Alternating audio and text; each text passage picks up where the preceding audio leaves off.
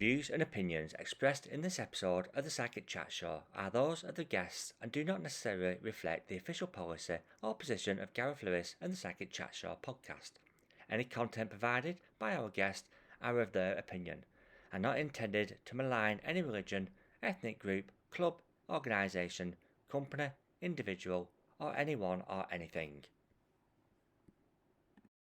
Welcome to the Psychic Show podcast with me, Gareth Lewis. This week I have with me Michael Paul, a gentleman who has gone from not believing in life after death to being 100% convinced that when we leave this world, our spirit does live on and we can communicate with our loved ones after physical death. His first experience then took him on a complete new pathway of wanting to know more and more about the unknown. And what a journey he has been on. I'm really excited to introduce Michael Paul. So welcome, Michael, and thank you for being on today's Psychic Chat Show. How are you? Oh, fine. Thank you very much. It's a pleasure to be here. Thank you very much for inviting me. Not a problem. It's so interesting to be able to talk to yourself today, especially knowing that you've gone from really not believing, but not having as much knowledge and understanding of what you know now previously. So I'm just going to say you've gone from a non-believer to a believer, and Yeah, totally. remarkable kind of story and journey you've been on to go through that. So let's start right at the beginning there. So what was your experiences, if any, of mediums, the spirit world, psychics? What was your experience as a younger person before you started off? I had none really. The only real thing that happened was my sister sadly lost a 2-year-old child, and she started turning to spiritualism after that. So as I was growing up, late teens as I was then, I went with her to a spiritualist church a few times, and it was really lights. I didn't understand anything really, to be honest with you.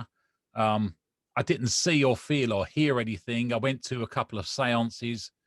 One or two strange things happened, but nothing that you couldn't really write off to normality, really. It's just, one was the tape. There was the tape recorder was by my feet that was recording the whole lot.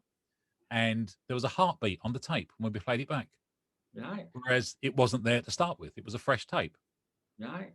And Okay. that was it's as a non-believer, all right, that's a little bit strange, but it doesn't mean anything spooky dillo, does it? It's So going to the spiritualist church before obviously we'll get onto your experience of what took you where you are. But going to the spiritualist church with your sister at that time, how did you then feel coming out? Was you still kind of like none the wiser, or was you kind of like, well, there must be something, but as long as my sister's getting comfort, it's fine. What did you feel coming out of these? Was you any more convinced at all? Well, as long as my sister was, as you said, as long as this sister's feeling comfort out of it, that's fine. That's really not a problem. And if anybody finds comfort out of it, that's also fine. Anything, religion, anything, finding comfort, that's because it's hard to come by, especially in lockdown situation. So I didn't really gain any experience or any knowledge of anything, really, to be honest with you. It was very light and fluffy. It was a nothing. It was just something that I went to and for a couple of times. And you know what it's like with a spiritualist church. This is an incredibly private subject. If somebody's not speaking to you, you don't really know how correct or wrong that they actually are. So you're just going on the other person's reaction, which means nothing if you don't believe. It's the same when you relay information to somebody that doesn't understand this. All they're hearing is words. They're not just suddenly going to believe you because you're saying words. So Did your sister at the time, did she get any validation, or did she get a message or anything like that? yes, they ended up going quite heavily into the spiritualism. My brother-in-law started meditating, and yeah, they did. I don't think we knew the depth that they were going into it, but yeah, I would have said they were going deeper, and they just didn't mention it. My brother was a very heavily disbelieving. Heavily disbelieving. He was quite a material person when he was with us. Hopefully we'll come back to your brother when you've told us Yeah. your story to see how he feels now. Yeah. So tell us, Michael, how did you get? Because I know it's a very interesting story. I believe at the time, if I'm right, just telling the story for you a little bit, you worked as a DJ. I know you still do DJ work now. Yeah. But at the time, as a younger gentleman, you was out on the circuit doing DJ. Just tell us what happened. How did you get to start on your experience? Well, I started at I moved into a nightclub. I don't mean I moved into a nightclub. I started working at a nightclub in Romford called Hollywoods, and I was there Wednesday and Thursday night DJ. And I started rubbing shoulders right from day one with this guy that was the sound engineer there, and his name was Russell Aylett. And we were chalk and cheese, completely different. He was very grungy, big, baggy jumpers, and it was a bit like this. And he used to run a grunge night called Coma on a Monday night. And I was the because I was in the front of the public more than anything else, more of a polished grunger, if you see, if that makes any sense. And yeah, we just became really, really good friends. We were chalk and cheese, but there was a connection between us that was more of a mental connection.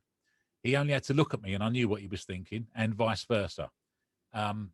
We were very strange together. We could, without even talking about it, we could analyze people in a room almost as if we knew there was an underlying script. We could analyze people in a room, and then I'd look at him and go, really insecure, and he'd go, yeah. And he hadn't, and I hadn't at that point been taught any psychology. We had a gut feeling, the pair of us. And that was the link between the two of us. And I worked with him for about 6 years, something like that. And then he went off to Spain to live with his mum. And 12 years later, he came back from Spain. And he didn't have any money, and he stayed around my flat a couple of times. And we were just going around, driving up to Ipswich to see the old club managers that we used to know and we used to work the circuit with, to see whether they had any work for him, because that's what he needed, was work. So I used to drive them around during the day. 2 weeks later, I got gig bookings on a Wednesday and Thursday night. This is where it starts to get a little bit strange, even before Russell's death. Wednesday and Thursday night. So I got in the van with all the equipment and I went up to do this corporate function. It was in Birmingham on a Wednesday afternoon. And I called him. Hello, mate. How you doing? Yeah, all right. Well, yeah, all right. Well, I'll get back. I'll get back on Friday afternoon, and then you can come around Friday night. We'll get some fish and chips and play the PlayStation. That was the gist of the conversation. Yeah, no problem. As I'm talking to him, I heard on his door. He went up, hang on, mate, I've got to go because there's someone at the door. Oh, okay, all right. So I went up there, work Wednesday night, work Thursday night. On the way back on Friday, another friend of ours contacted me called Karen, and she said, "Have you spoken to Russell?" So I said, "No, I haven't seen him. I've been up in Birmingham since Wednesday afternoon." She said nobody can get hold of him. So, oh, okay, all right. Well, I'll try and ring him. So I rung his phone that this Karen had bought him, and it went straight to voicemail. No answer. So I'm thinking, so where is he? The Saturday morning, I got a phone call from because he was staying in a hostel at this stage because he had nowhere to live. I got the phone call from the hostel, saying, falling over my tongue here, saying, "Have you seen Russell?" So I said, "No, I haven't seen him. I've been away. I've been working away for a few days." He said, "It's just that the next week's rent's due and we can't find him anywhere." So I said, well, he was quite a flighty sort of guy. And the first thing that came into my mind was he hasn't got any work, so he's decided to go back with his mum to Spain. So I said, have a look in his room, see if you can find his passport. If you can't find his passport, I would say he's gone. He's just got up and gone. I said, but if his passport's there, I'll report him as a missing person on Monday. give him a couple of days, because he may just turn up. He may have just gone and got, because he did like his drink, may have gone on a bender somewhere and had a few beers and fallen asleep in someone's flat somewhere and hasn't said anything. So, yeah, okay, no problem. They put the phone down. And then it was about 2 hours later, they called me again. Hello, this is the so-and-so hostel. He said, have you spoken to Russell? I said, we've already had this conversation. I said to you, go and have a look, see if his passport's there. And the guy said, I said, have you done it? He went, well, no, I haven't. I said, look, if you want me to come with you and go through his things, because Russell was quite a private person. He wouldn't have wanted a stranger to go through his stuff. He'd have gone mad. But me, he wouldn't have worried. So I said, I'll come and go through his things with you. Yeah, okay. No, it's all right. No. I now know that the police were listening into that conversation, the second conversation, because he'd found something on the first conversation. So I felt quite fluey at that particular point because I've been working hard for a few days. So on the Saturday night, I just get a phone call. Hello, why aren't you answering your door? Sorry, mate, why aren't you answering your door? What are you talking about? What door? What's? He said, we're knocking on your door. So I've moved the curtain because it was an upstairs flat, moved the curtain to one side, and there was two suited fellas outside the front door. I went, hang on a minute, I'm coming down. So I went down and I said, oh, hi, it's Romford CID, showed me the warrants. So I said, okay, can we come in and talk to you? So I said, about what? Well, we need to discuss this. And then I was a little bit dubious because, you can print a warrant up on a computer. A woman, WPC, stepped out from the doorway next to us, and she was all fully clothed as a police officer, obviously. So I said, yeah, come in. I went upstairs and I said, what's going on then? Oh, it's about Russell. Oh, and I went, as we turned the top of the stairs, I went, oh, come on, what's he done now? What's he gone and got himself in trouble with now? We turned the top of the stairs and he went, we've found a body. So at that point, the room seemed so small. Excuse me. Makes me very emotional talking about this. Yeah, it's fine. The room seemed really, really small. So we went into the front room and we started talking and so on, so on, so on. Then the WPC came in and she said, I presume that they had a phone call because I put my name and number down for them as a reference. They'd found the reference and they'd thought I was involved with it. I found out later that they'd been sitting down the bottom of the road in a police car watching me all afternoon. I didn't know. I didn't know. I was asleep in the chair. What did I know? So, yeah, the WPC said, do you need me? And he went, no. They knew straight away that I had nothing to do with it. They had CCTV of who was going in and out of his room. I wasn't one of the people there. They said, where were you? I said, I was up in Birmingham. Can anybody verify this? I said, yeah, it's about 250 to 300 people, to be honest with you. I said, I don't know them all, but I can introduce you to the agent and he'll sort out, tell you about the company. Oh, all right, okay, no. So that was the gist of it, really. That was a starting really, really strange scenario that we found in. I had to go and ID the body the following morning, which wasn't very nice because they'd killed him and he'd been laying there for 3 days. So, I mean, he was green with patches of black that was just appearing on it. It wasn't a very nice sight at all. That must have been awful for you to actually go and see a friend like that and, and just identify him. Terrible.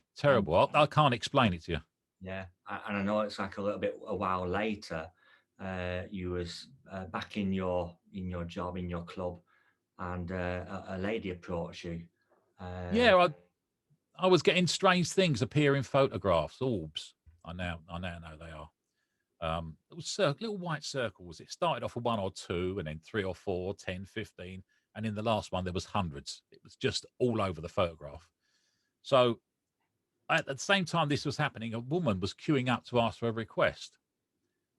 So she's looking at me funny. So I thought, oh, here we go. I've got a weird one on my hands. So I'm looking around for a doorman because I think myself, I haven't played her record and she's going to throw a drink over me. I have no idea what's going to go on now.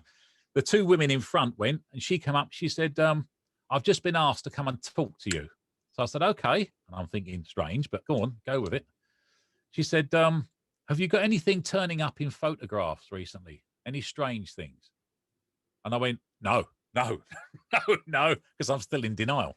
No. And she said, whose ring is that you got on there? And I used to wear my father's wedding ring on the other hand because I wasn't married at the time. I said, that's my dad's wedding ring. She said, he's standing next to you. All right, okay. All right then. And then she just turned around and walked away. And that was it. That was the whole conversation. And I went, strange. That's not a normal conversation you have with somebody, is it? Yeah, and the weird stuff just carried on. And this was the time that the Da Vinci Code had been released, which I loved that film, loved it to bits. So I was going around Europe to these little city breaks that you have 2 or 3 days.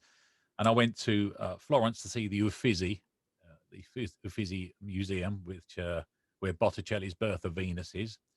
And I went to Rome, and I spent 3 days walking around the Louvre, and I, saw the Mona Lisa and all the Virgin of the Rocks, and I mean all the works of art that the Da Vinci Code said had anti-Christian symbolism in them, and it is anti-Christian symbolism in them. But it wasn't the symbolism that I thought it was. Dan Brown's a very, very clever writer, and his wife's an art historian, so they know what they're talking about. But he's put a little bit of his flair, his writing flair in with it. So, and when I was in Florence especially, I could make these orbs appear at will. I would start off with a video camera, and then I'd ask for one orb, and I got one orb. I then laughed. I then asked, come on, all right, if you're going to be clever with me, show 2 orbs, just 2 orbs. I waited a few seconds, and there's 2 orbs went past the camera. So I went, now it's getting weird. It's getting a bit strange. Now I want loads of orbs. And there was about 8 to 10 orbs all over the front of the camera. Really weird. I went to my friends when I got back, and I said, I'm getting circles of light appear in photographs. And he's quite a good photographer, heavily into photography. He said, I've taken thousands of photographs, never taken one of these circles of light, or orbs, as you're calling them. So I said, well, I've got that cocky with it now. I can do it at will. He went, come on in. Come on. Let's go in my front room. Let's do it now. I'll show you. There are no orbs, Mike. So I said, okay. I stood against, it was a white background because he had a white wallpaper. I said, 3 flash on, 3 flash off. So he said, okay. And I just stood there mentally, and I asked for these orbs to appear. And then he put the SD card in the computer. First photograph, no orb. Second photograph, no orbs. And he said, I told you there won't be any orbs on this. Third photograph he pulled up, it had about a dozen orbs all over it. And he was physically sick at that point. Not literally, obviously, but he felt physically sick. He didn't know what way was up or down at that point. And he's saying to me, this has got nothing to do with the camera. It's a brand new camera. It's got nothing to do with my front room. Whatever this is, it's you. This is you doing it, because I have never taken a picture of an orb before in my life. So, and that was the start of me going to see mediums, to be honest with you, to find out what was going on. Right. So you went to see medium, and I think Russell's been back once or twice, hasn't he? He's actually in communication. Yeah. But if I remember rightly, because we have spoken before, and I've seen your podcast as well, and Michael's got a podcast at the moment running. Sorry, I got it right. Extracts of your book. Again, we'll go on to at the end. So we'll put them details up afterwards. But by reading and listening through your podcast, I know that Russell's been around, and there was an incident, if I remember rightly, where he kind of like came back to you, but there was a friend who you both associated with, and he was the one who lived next door to him. Yeah. When I first went to see a medium, She started off by saying, I've got your friend here, which I'm still virtually a non-believer at this point. 99% still doesn't believe in anything. So I said, all right, okay then. He's telling me that you really were his best friend. So in my head, I'm going, oh yeah, all right, yeah, okay, yeah. And when I was with Russell and we used to come out of the nightclub after work, we used to go around to his flat, and he used to play cards. He used to lay 4 cards down. I can't quite remember what he'd done at the moment. Lay 4 cards down, touched all the cards in a certain way, ask a question, and then he'd turn the cards, just normal playing cards, turn the 4 cards over, and the answer would either be a positive, a negative, or a not sure. But it was always fell into one of those categories. And it was coming up with the correct answer every single time he'd turn these cards over. And he was asking control questions. Is my name Russell? Is his name Mike? And it would answer correctly every time, which was quite strange to sit and watch. So we'd done it a few times, and I was watching him, and I'm going, this is getting weird now. This is interesting me. How is this going on? So, and I'm going to him, you sure you haven't rigged the deck? I went, no, I haven't rigged the deck. So he said while he was doing it, I wonder if there is such a thing as angels. Do you think angels exist? So I went, I don't know, mate. I said, I don't suppose any of us really know until we've passed. So he went, let's make a deal now. If one of us goes before the other one, you've got to come back and tell the other one whether the angels exist. So I went, all right, yeah, I'll go with that. So go forward to me sitting in front of the first medium.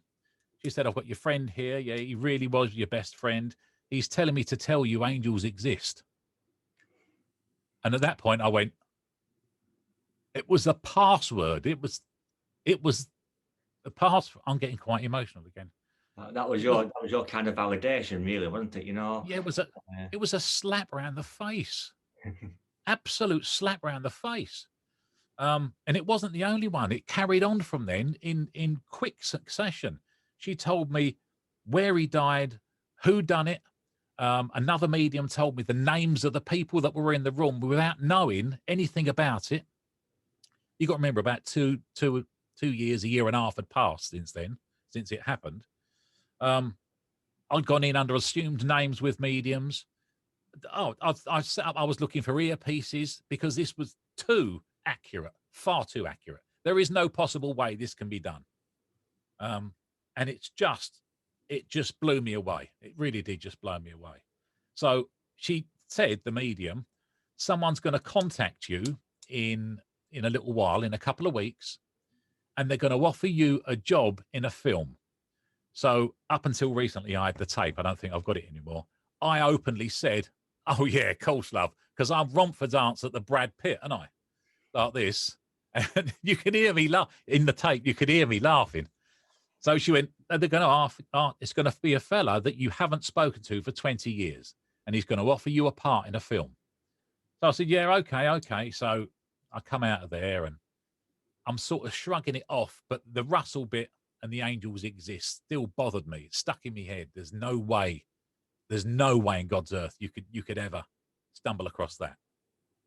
So I've got in the car and I've gone home, and 2 weeks later I'm driving to work on a Friday night and the phone rings. So I pulled the van over into a little lay-by and I've answered the phone. Hello. And he went, hello, Mike, it's Steve. So I said, Steve who? You know, Steve. And he named where we used to work together. So I went, oh my God, Steve, I haven't, and it hit me. 20 years. I haven't spoken to him for 20 years. So I said, I haven't spoken to you for 20 years, have I? And in the back of my head, it's going, he's going to ask. He's going to ask. He's going to ask you. So I'm going, the conscious mind's going, no. Subconscious is going, it's coming. So he said, I've got something to ask you, because I was a radio presenter during the day at that particular point. So I said, yeah, go on in. And he went, how'd you fancy having a part in a film? We need the voiceover from a radio presenter. And I just went, and I went white, started shaking.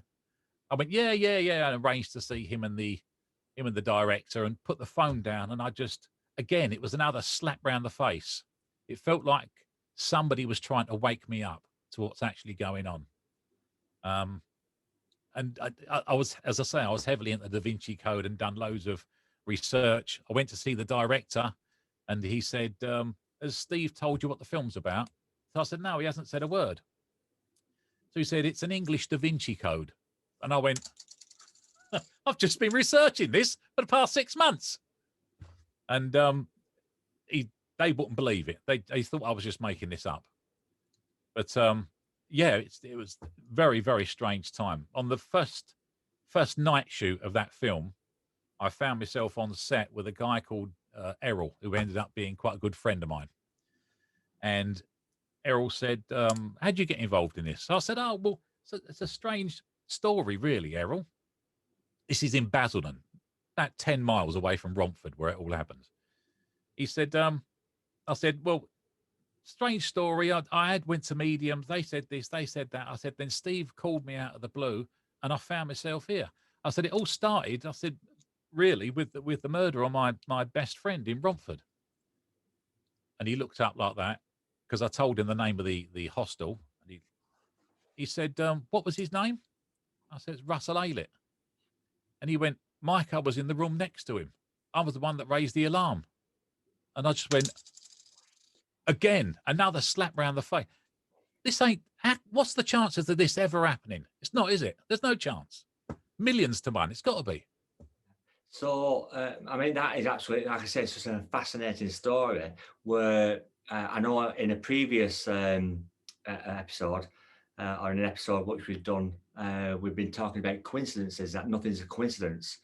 But I just want to ask you there, Michael, about kind of like, do you think, because you go back to when you first met him, and he was like the proper grunge, and you was a posh grunge. Yeah. You was more of a cleaner cat, whatever you would call it. I thought that was fascinating. Do you think that maybe you were meant to meet, and two, possibly, if we talk about you've met before in a previous life, I don't know. Do you think there was just that connection there? You were just soulmates, you were just friends, because it seems like you met for a reason, and everything has just gone into place to take you possibly to where you are today. If you take one piece of the jigsaw away, none of the rest makes sense. None of the rest join together. The whole piece of the jigsaw, the whole piece, which is our lives, has to rely on each individual piece. I do believe you've got free will. I believe everyone's got free will, but free will as in, do I want to put brown socks on today or red socks? What colour pants should I put on? Should I put my jeans or my trousers on? It doesn't make the slightest bit of difference. They're insignificant things. So you have got free will. What I don't believe is that you've got any will to make a decision that is life-altering. I believe those decisions, those signposts are there for a reason. I get what's called nudges, which is like a synchronistic event. Two events that collide in one particular space and time. For example, if you woke up one day and people call them coincidences. There's no coincidences. There are no coincidences at all. Never. If you woke up and you heard on the radio a song called Julie, and then you went downstairs, put on the TV, and the first words out the presenter's mouth was, "Julie said so-and-so," and you think, "Oh, that's a bit weird. It's Julie and Julie." And then all of a sudden you get in a car and the number plate in front of you is Julie 1. You go, "Oh, that's weird." And then all of a sudden Julie rings. They are synchronistic events. Carl Jung, back in the 1930s, I believe, 1935, he investigated the occult and synchronistic events because he noticed he was getting them. And he came to the conclusion after, I think it was 5 years worth of research, that it's your mind making that happen. Now that doesn't make any sense at all to a logical person until you start looking into quantum physics, and then it all gets explained. And it is very logical, but you have to understand quantum physics for that to make sense. So to answer your question, I believe that we have got a path to lead. We get nudges to make a decision. If we ignore the nudge, it gets bigger. If we ignore the second nudge, it gets bigger again. And in the end, you are forced by a series of events that go on around you that you can't control to go down a certain route, which is the route you should have gone down with the first nudge. Well, it's like sometimes you see people, and as an outsider looking in, let's just say they're in the wrong relationship. Yeah. And they go around and then they finally leave that person, but then they meet someone else similar when they had the choice at first time to learn from that, but they have to go again and do it again. So it's if they've gone round the roundabout, and it doesn't matter whether it takes a week or 10, 20 years, eventually you have to get back to that point where, that takes you there or there. It's how you get there. So I believe there's points in our lives we've got to reach. Like you said, there's signposts, there's nudges. Yeah. Things what are probably laid out for us, or we lay out before we get here. I don't know. That's another conversation, another subject as well. Yeah. But it's kind of like, well, okay, so we've got to hit these markers. So I believe then, and tragically, your friend, lost his life the way he did. He was definitely one of your markers. Yeah, totally. At that club, to take you through that journey, what you both went to then talk about angels as your password, to then take you onto the life, what you are now on now, which is an extraordinary kind of journey. And by listening to your podcast, you find it more. You go, I mean, it's going to have to be another show, Michael, but the way you talk about the Da Vinci Code and your experience and your kind of like knowledge of that, and then quantum physics, and you're too clever for me. So let's keep it simple today.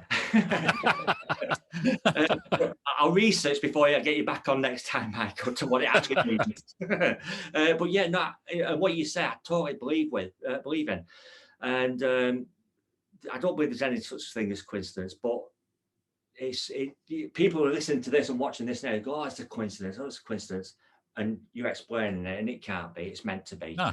So that's taking you to where you are now. So I know you said Russell came back to you, but on a personal level, without actually going to a medium, do you ever feel Russell's around you? So when you're sat at home, because I know you're becoming more and more of the way of the spirit world, and you sat in a couple of circles, and you're still investigating. You're still looking into things. You don't proclaim to be a medium. You don't proclaim to, but at least you're learning. So do you believe he still walks with you on a personal level? At times, do you feel him around you? I feel someone around me at times. It's funny, just before this, I was setting up the GoPro to use as a webcam, and I turned it off. I put it down there, and I started doing something else, and it turned itself on. So I turned it off, doing something else, it turned itself on again. This is one of those points. This is one of those junctions. I'm supposed to be here talking to you now. I don't know why. I have no idea. I ask questions. I notice things around me now because of my understanding of synchronicity. I ask questions now, and I get goosebumps shooting across the back of my shoulders. I had with this just before we started, I said, "Is there anyone in the room that wants to meet me?" And no, they're here. They're there, and I got goosebumps right across the shoulders. Mm-hmm. So I said, "Is this what I'm about to do important?" Got goosebumps again across the shoulders. So I said, "Okay." And then I run through names. Is it Russell? No, nothing. Is it my dad? I got goosebumps across the shoulders. So this is how I narrow it down, because it's a very confusing issue. If you can't narrow this down and pay attention, then you're never gonna get any answers. And if you look at and talk to a medium, they pay attention to every minutest little thing that goes on. The scratch of their hair, they've got an achy ear at one particular point, they feel a bit dry in the throat. They pay attention to everything, and it builds a picture of what they're trying to explain to you. Yeah. 9 times out of 10, if they say, "I've got a dry throat, it feels a bit tight around my throat," you go, "That's because so-and-so and so-and-so was," and you understand it. Yeah, I was talking to one of my students when I'm doing my teaching. I was talking to one of the students even just earlier on this morning, and I said sometimes you've got to become aware of yourself Mm, and discover and rediscover who you are, and then by doing that, the spirit within and the soul within yeah, is then able to acknowledge the next, if you want to call it the next dimension, the next world, the next energy, because we are working on a different energy, on a different consciousness. And I know when you talk about consciousness and you believe that there's a consciousness within a consciousness, mm, and I know, this is when we go deeper. yeah. So I know you kind of like you sat in circles as a medium, and we'll leave the consciousness conversation for another day. But I know you sat in circles, and you still there. You're a very scientific person, Michael. Have you always been like that? Have you always been one for answers? Have you always been one for knowledge? Where it comes from, I've my quest for knowledge has started when I was about 40, and it hasn't stopped since. I've read more books since the age of 40 than I ever did in the 40 years before that. Um, but my quest for knowledge and answers comes from a very active mind. I can't turn it off.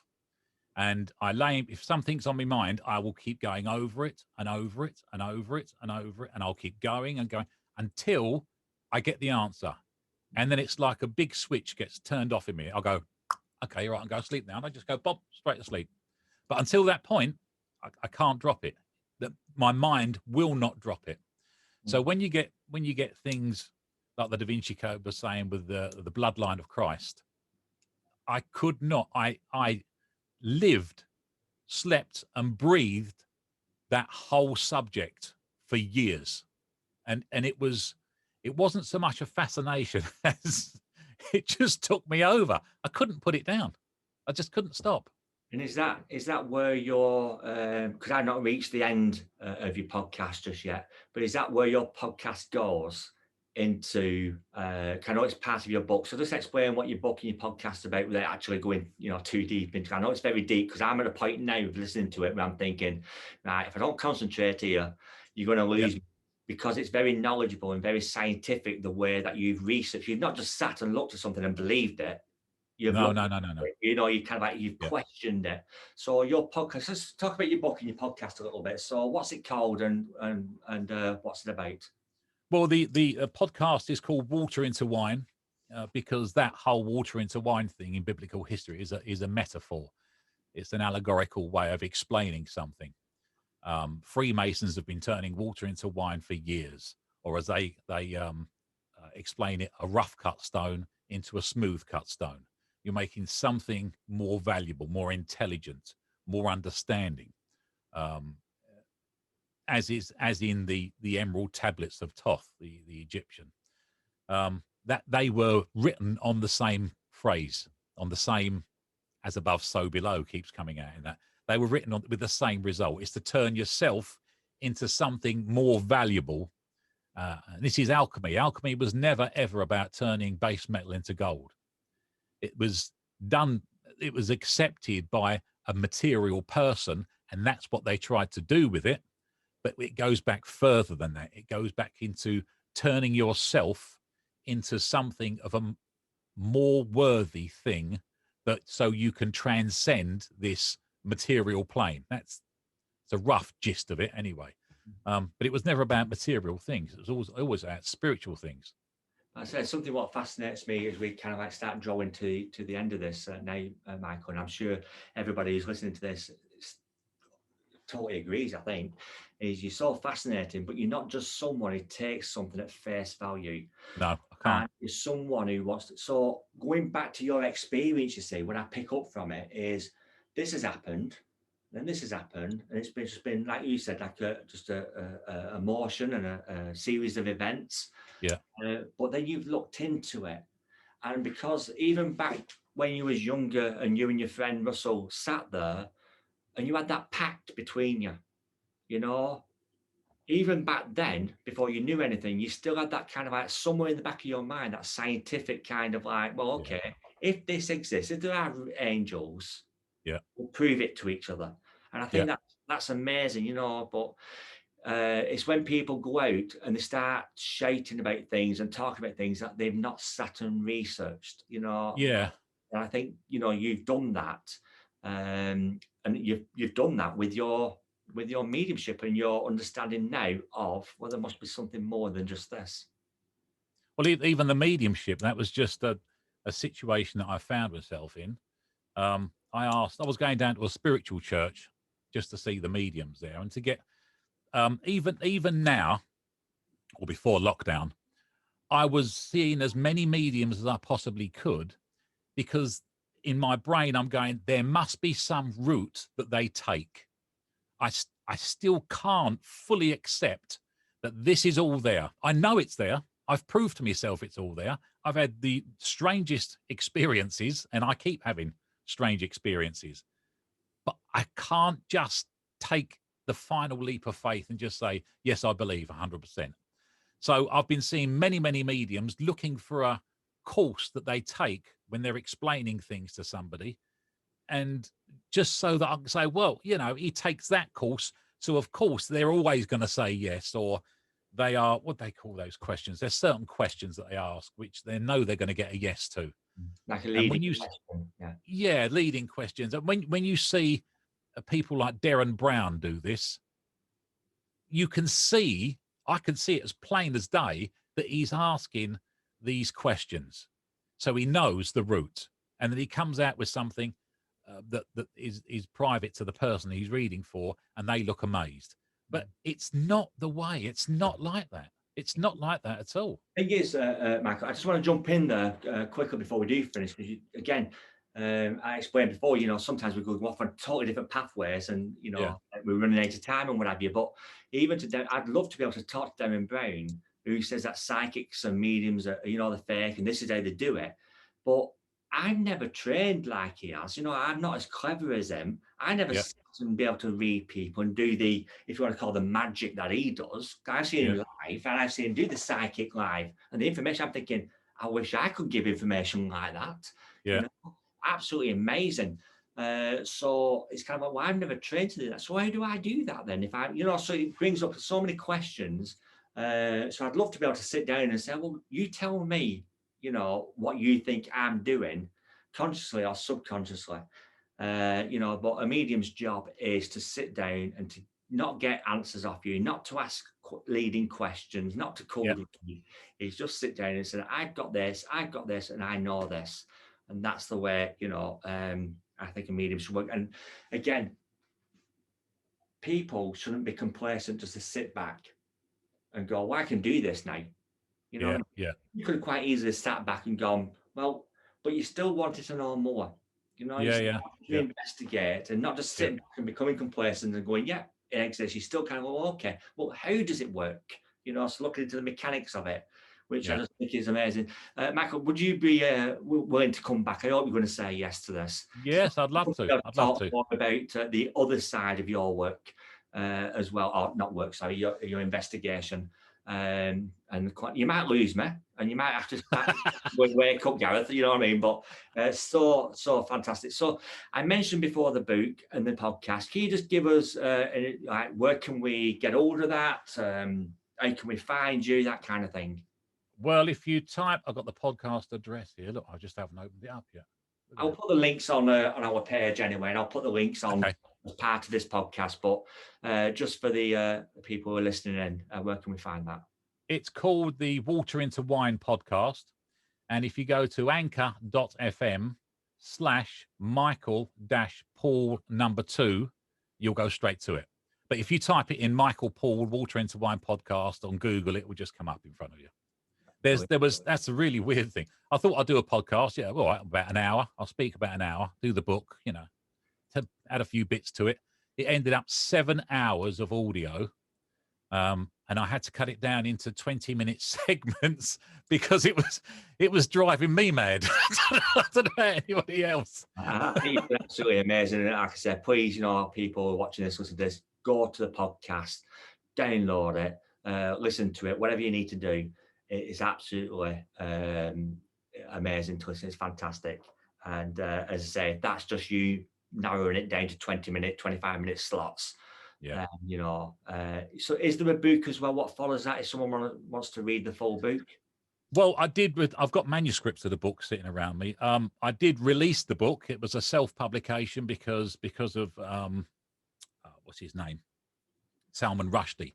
Because of the problems that they had with Salman Rushdie book, all the publishers have gone, whoa, no, don't want anything to do with it, because there was bookshops being set alight in America and all sorts. They're very, very, very, very shy of taking on anything like this. If I'd have done, 101 toilet humor jokes, I'd have been published by now. But because you're doing something with a little bit guts and ballsy, that's challenging the status quo as such, they just didn't want to know. So I had to self-publish it. It was on sale for a year. It come to renew the insurance, and I wasn't taking as much money from the book anymore to cover the cost of the insurance. So I just took it off of sale. So the podcast is still there, though. It does explain everything anyway, doesn't it? So, so as I said, I'll put the details up where you can find the podcast, and you can listen to Michael talk about the Da Vinci Code and, all the other things. I know it starts off with the story you've just told as well. But I just think it's absolutely fascinating. And I really have been looking forward to talking to you. Michael, can I just say thank you so much for coming and sharing your experience. And I'm glad you've gone from a non-believer to a believer, but I'm also glad that you're still wanting to know more. Michael, thank you very much. Gareth, thank you so much for inviting me. It's been a pleasure, and I would love to come back and talk to you again. And I'm going to invite you back, I promise. So for now, let's leave it at that, and just say thank you very much, Michael, and hopefully we'll see you at some point in the future. Thank you very much.